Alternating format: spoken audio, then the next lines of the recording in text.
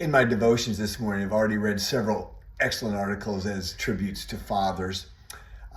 Perhaps you heard the story about one little boy describing his father. Well, my dad writes things on paper and he calls them a lawsuit and he makes a lot of money. Another little boy said, well, my dad writes things on little pieces of paper and he makes even more money.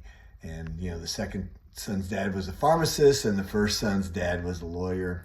The other little boy said, well, my dad writes something on a piece of paper. He calls it a sermon. It takes 8 people to collect the money afterward.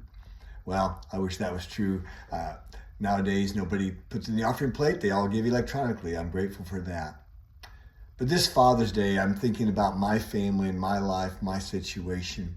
There's a story in Joshua chapter 14 where Caleb takes the high country. He's 80 years old.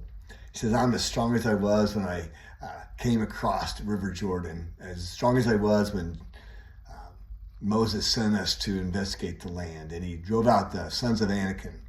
Well, then he meets Othniel, and Othniel drives out more enemies.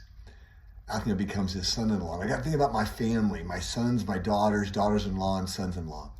They're just outstanding adults. Together as a family, we're taking the high country, and I'm grateful for that. God is so good to us.